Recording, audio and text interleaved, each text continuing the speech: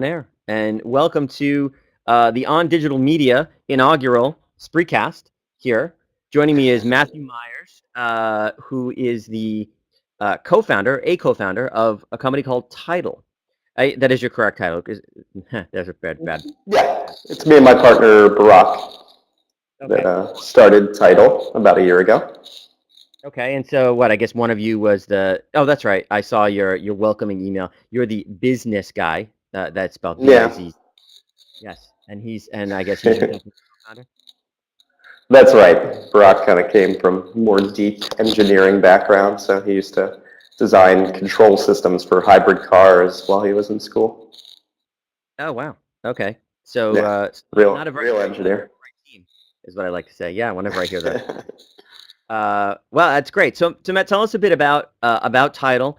Um, give us a basic overview of the business. Now, as I mentioned to you earlier in our brief show prep, we're going to put the audio out in the On Digital Media podcast feed, but also writing a blog post, which is leaning a bit more toward the blogger crowd, right? To give them an understanding of what this means to them. Sure. So if you can kind of give us the overview and just keep in mind those audiences. Sure. So, Tidal was founded with the premise that a lot of people today, they may be bloggers, they may just consider themselves active users online, are creating great content about what they love. It could be food or fashion or adventure sports or anything. But oftentimes it's only seen by a couple hundred of their close friends, followers, other people that have kind of found them. So we know that this great content is being created and there is a demand for people to see it. At this point, bloggers have kind of caught up with magazines. They pride themselves in taking amazing pictures and will spend a long time really writing great posts. So we take the best of what they're saying and connect it with brands, publishers, other sites and apps to help get their name out there and get what they're saying out there. Okay, and so for the content creators, it's a means of distribution, right? And I guess promotion, right? So Yeah, establish. it's helping build their own personal brand. Okay, and so for the publishers, right? So Tidal is, I guess you could call it a marketplace for content, right? Is that a fair assessment? Yeah, fair assessment to a certain point, but basically, unlike content farms like Demand Media or Contently, we're not telling people what to write. We're not necessarily paying them. We're just another channel of kind of getting your name out there, more like Huffington Post was. Sure, and I can see making that distinction. So when I say marketplace, you guys are more of a true marketplace versus some of the other organizations you mentioned, which are kind of like, no, this is what we want, and this is how it needs to be structured. I mean, I have content, Right. I submit it. It's purely a marketplace. If you are interested in carrying it, that's great. You do that. If you're not, then obviously I have to change my content so it's more agreeable or more attractive to someone who's looking to distribute that content, or I just keep doing what I'm doing and hope that somebody eventually buys in, right? So it's a real marketplace. Well, yeah, just another channel, another way of getting out there. Sure. And so from the flip side to this marketplace then are the big media brands, right? So you had some pretty interesting customers that you're already working with. Tell us a bit about some of those and how they use the platform. Right. So Condé Nast is and has been our beta customer, where they kind of made a partnership with somebody there who said, hey, this is really innovative. We need a way to identify interesting people online and great quality stuff. But we've been very careful about user generated. Like we create amazing content on our own, of course. They're Condé Nast. So we've always tiptoed carefully into user gen. So if you can build something that can snap in, identify who is creating good quality stuff, what's the best of what they're saying, we can be an amazing platform to help lift these people up and promote them because of the strength of our brands. So we started working with Teen Vogue to find fashionistas around the country. and snapped into part of their website, where now we have hundreds of fashionista contributors from around the world that have applied out of many more. We try to figure out who are the best ones. They get final say around who fits into the Teen Vogue brand. Then we take some of their posts, feed it into a nice, beautiful channel. They're getting great exposure. Teen Vogue's getting high quality, amazing content. Okay, and that sounds like a great model in terms of acquiring new content, especially for a lot of the let's say niches within fashion, right? At least for Mm-hmm. teens. So what does the presentation look like there then? So you're obviously I signed up for Tidal, by the way. You didn't have any programs for me for geek bloggers, and that's okay. I'll be ready We'll when you get are. there. Give us some time. Exactly. So, and it just seems like you just pull from a valid RSS or Atom feed, and that's the way that content is ingested. So that's the first step. We evaluate you, we evaluate what you're creating. We kind of look at you, when you sign up, we kind of build a profile around, okay, what is he talking about? What is his sphere of influence? Which is kind of like clout in around, how many people are you influencing? When you make a post, what kind of comments back are you getting? And then what are the things that you're mentioning? You kind of tagged yourself when you sign up, and then we also do analysis through keywords and through comparing your posts to other initial entrants and kind of figure out, well, he posts 3 times a week, and it's generally about tech and Android and iPhone or whatever it may be. So we can slowly build these tribes around different topics.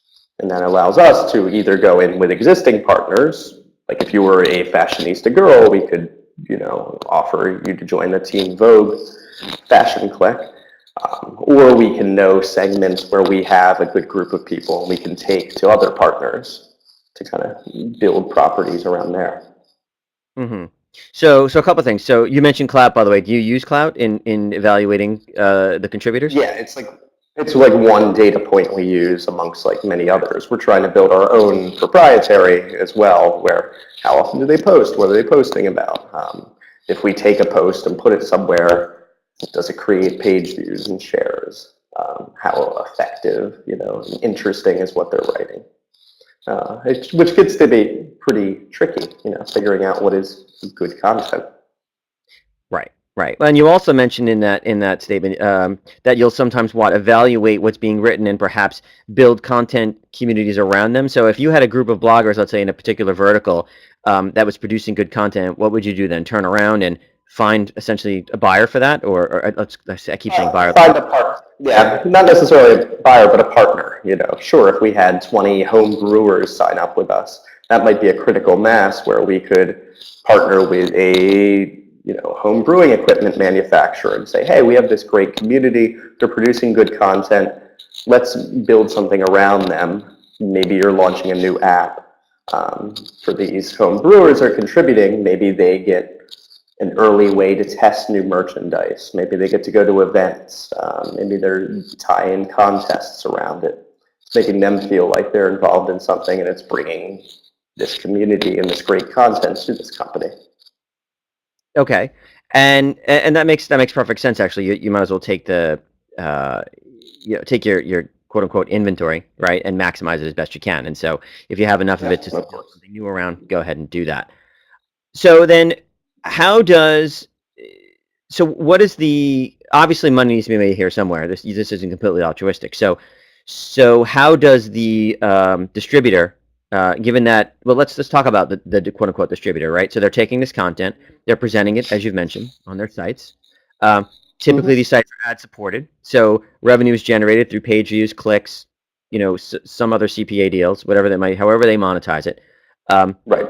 how and what do they pay you? And again, I don't need specific dollars. I'm just looking for how the And money flows. that can really vary based on the type of client. Like there may be a publisher where they have ad inventory. Hopefully they're sold through, and they give us a revenue share. They pay us on a CPM basis. There could be other kinds of companies where it's like an e-commerce store where it's based more on conversions. But basically, it's a low enough chunk because our creation costs are near zero that it can be a very effective way to bring new traffic, to bring new sales, to bring interesting content, of course, into them without huge risk, without the expense of hiring a editor or a blogger that's having to go out and find this stuff manually. Okay, and that makes sense. And it sounds like because the producer, I'm sorry, not the producers, because the distributors monetize it in a variety of ways, that there are a lot of moving parts, and so attribution I would say would be a challenge, right? So that's I would think one reason why at the moment, and I say at the moment, because I'm not sure what your plans are, why your producers are getting exposure and only exposure versus Right. cold hard cash. Right now, currently, yeah, the model is set up where the margin's so low that there's no real room. We don't want to directly compete head to head with a demand media. One of these farms that just cranks out the lowest cost possible posts. We don't think that's really a good place to fight head to head. So we're saying, hey, let's start with all this great organic community, figure out ways to make these partnerships. And then, yeah, there's definitely revenue opportunities for our contributors in the future. Like, we want to help them, create their own sustainable business and their own brand and keep developing that over time, but not lock ourselves into paying $10 a post where you'll just start getting the bottom feeders that are just cranking stuff out all day. Sure. Okay. Well, so let's talk about that for the moment. So if all I'm getting is attribution, what does that attribution look like? I was having a hard time. I was picking through Teen Vogue, and finding myself, feeling really old in the process. But I was picking through Teen Vogue, trying to try and find some of your posts, and it doesn't seem to me that anything would be designated as a title post. However, there would be attribution, of course, by the producer, but I couldn't tell which were title posts and which were not. So what is that? What does the attribution look like? I mean, in pure SEO terms, am I getting a link? Yeah, they're getting the link back to their blog. Generally, the blogger is also giving a badge on their site that links back to Teen Vogue. In the case of Teen Vogue, we're powering one whole subdomain. It's fashion.teenvogue is the site. And you'll see it has the summary view. It clicks through to a full post that gives attribution at the bottom. We track the click-throughs, put it into a dashboard for the contributors to say, hey, this, when you made a post, it appeared on Teen Vogue, it was seen X number of times, got X number of votes there, had X number of click-throughs, so they can kind of see, well, is this interesting, So the producer God, I keep doing that. So the distributor has their metrics for success, of course, and typically those are page views, unique visitors, and ad views, right? And then so then you're tracking the success metrics for the producers, for the content contributors. So that's click-throughs and page views and all that. Sure. Okay. Because basically you're a blogger and you have your original owned property, and it's going to only increase in the next couple of years. There'll be other platforms you can be presented on, and we want to be one of those and give good data back. Okay, so we have a question here from the audience. It's more about, I would say it's a customer question, but Sure. given that this is our inaugural Spreecast here for this podcast, I'm gonna bring a guest in just for kicks and giggles, and let's just see what it's like. You're okay with that? Yeah, well, let's try it out. We'll see what happens. All right, Greg, here you come. Let's hope I do this right. Oh, okay, I see what he did. That's a different one. Okay, Matt had a comment. Yeah, so Greg had a comment that about your microphone rubbing on your collar. So there you go. I'm moving too much here. Let's see what I can do. There we go. So I'm going to bring Greg in. He had a question about, well, I guess your business model. Hold on a second. Sure. Greg, I haven't. I'm just Greg. I'm responding to your text chat a moment ago, but I'm going to bring you in. You can ask your question directly to Matt. Barry. Hey, Matt. Hey, Greg. How are you? Can you guys hear me okay? I can. Yep. Yeah. You probably weren't expecting it. Plug my headphones in. I figured I'd I was not. I was not, but that's okay. well, I saw your question and it was Listen, it it's was the beauty of... go for it. Yeah, no, and I actually had withdrawn it by accident. I didn't mean to X out. And I'm sorry it's so dark. I can't quite figure out why it's so dark here. But no, my question was really more, is your service really more for the end user? Is it more for brands, or is it kind of a blend of both? It definitely is a platform that lives in the middle. And we've only gone public really on the end user, on the blogger side last week. Like we'd been working behind the scenes with first, Condé Nast and Teen Vogue, and then slowly working a little bit with Zagat, and now Bob Avila, kind of trying to test out our system, identify good people creating good content, and kind of in a behind the scenes way, plug them into these communities. Now we're opening up and want to kind of shift over to the consumer side where we can say, hey, anybody can sign up with us. We want to help you build your brand, get you exposure, and then eventually over time, figure out ways to monetize what you're talking about. And we think we're already seeing, interesting kind of opportunities just by the kinds of people that are signing up with us. We've had 500 or 1,000 signups in the past few days, and we've had people reach out like, hey, I, have been running, a small gaming site and really think it's interesting what you're doing. Is there a way, I could go and, recruit a lot of my top gamer bloggers, we're like, yeah, that is an interesting model. If we can find 50 of them, we could bring them to whoever it may be, even if all the way up to like Microsoft, and say, hey, we have this passionate group. They're feeding content to our system. Is this something that can plug into a program you're doing? For these contributors, maybe it's a way to test out new equipment or games or gear or kind of do interesting things. Yeah, I was going to say, because it seems like it's something that could kind of benefit both ends of the spectrum, right? Like, I mean, if brands are looking to bring more people in, or people are looking to reach brands, it seems like it's a service that actually could work both ways, which I think is very cool. When did you guys launch?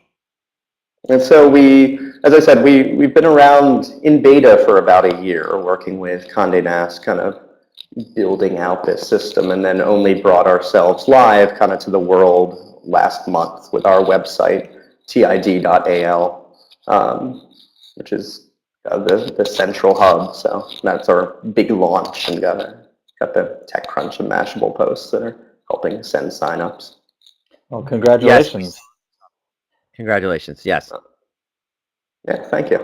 All right, I'm gonna take myself off screen. It's been an interesting conversation. I will keep watching, but I'm gonna remove myself from the video portion of this precast now. Thanks. Thanks, Greg. I won't surprise you. Thanks, Greg. Don't worry about it. It's okay. Thanks. So, just for your information, Matt. So, Greg is one of the folks from Spreecast. So I figured he would always be at the ready, and since he had a question, I would bring him in. But I won't do that again. It's so surprising him there in his T-shirt.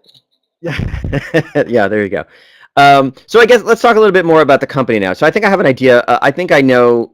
I have an idea of how the business works and how the money flows, at least at the moment, and what your general plans are. I mean, the reason I did want to have this conversation is because the few bloggers that I mentioned it to, of course, what was their stance, right? Their stance was, sure, they want to just take our content and they don't want to pay us. So the fact that you do have, I won't say plans, but the fact that you are actively exploring ways to pay these people, you should probably make that known somehow, right? Like in the future, will explore X, because the immediate reaction from a lot of the knee-jerk reaction from a lot of these folks is just, we're not going to deal with these people. They just want to steal our content and make money from it. So that's some unsolicited advice, but again, that's what prompted my reaching out for this discussion. Yeah, and it's definitely, I mean, Huffington Post was getting beat up a lot, and a lot of their contributors were or continue to be full-time writers, journalists, people in the media profession, that it really is their livelihood. So yeah, hopefully you're contributing to Huffington Post and getting jobs from that, but you could make the argument elsewhere. We're kind of really aiming for the non-pros right now, the people that are moonlighting and kind of writing about topics, but don't really see it being their full focus, blogging and writing right now. But yeah, we definitely want to expand into a lot of different areas, and people, it's blending together the professional, the prosumer, and the amateur. So we want to bring opportunities, and should definitely try to make that clear. Yeah, that's, like I said, it's unsolicited advice, which means you take it. You can choose to take it or not. Okay, we get a lot of it being in the startup world. Exactly. So let's talk about that. So you guys are a startup. You've been around a year, a little bit more? Yeah, more than a year. We pivoted out of another company called Trendsta. Same basic idea, kind of working with influential people. It was more on the marketing side, more along word of mouth marketing, which is interesting space, but fairly crowded. You have the older companies like Buzz Agent, and then the new cool ones like Clout. That are kind of around finding influential people and giving them free stuff, basically. Sure. And I guess your one of your thoughts in starting this business was that it's not that it isn't crowded, it's that the model needed improvement. And that's a summary based on what I think I've heard already. Is that it's not that the men meet contently, it's a different way to approach it. Yeah, definitely. It can kind of work in concert too with other methods. Okay, and so you guys are bootstrapped, venture backed. How are you guys keeping the lights on while you build a business? We're bootstrapped. We have clients that actually pay us, which is pretty nice. Slowly, gathering steam, and now we're getting a ton of inbound because we're getting more exposure, and it's also a really interesting premise. It's kind of, we're hitting this changing market where people don't necessarily want to spend money on marketing due to whether it's banner blind lists or whatever it may be. They're kind of realizing that they need to spend into content, into engagement, into these passionate groups. Sure, and I think it makes sense. Okay, and you're based in New York. You got some fancy digs there at on Avenue of the Americas. Yeah, we're lucky here. We're sharing with a PR agency called Affect that does some great work. Yeah. Good. Get their plug in for them, since they're Of course. they they help us out with this beautiful space. So. That's great. All right, Matt. Well, I want to thank you for doing this on such short notice. This was organized pretty much on the fly, since yesterday afternoon. So I really appreciate it. Anything else you want? Anything you want to leave our audience with in terms of their perceptions of Tid.al? What's the final thought you might want to leave them with? Just that I think there's a lot of possibility in creating great tribes, and it's kind of like going back 10 or 15 years, like web rings a little bit, where you're bringing together groups of disparate contributors. You know what I mean. Not everybody will, but yeah. I haven't heard that phrase in a million years. Yeah. I know, but there's some interesting opportunities now, and finally the brands and the publishers and all these big companies are starting to take notice. This can be a really good way of kind of connecting the two. All right, that's great, and we'll leave it there. Matt, thank you very much, and look forward to following you, and maybe helping you build out that tech community on Tid.al. Anyway. Okay. All right, thanks a lot, John.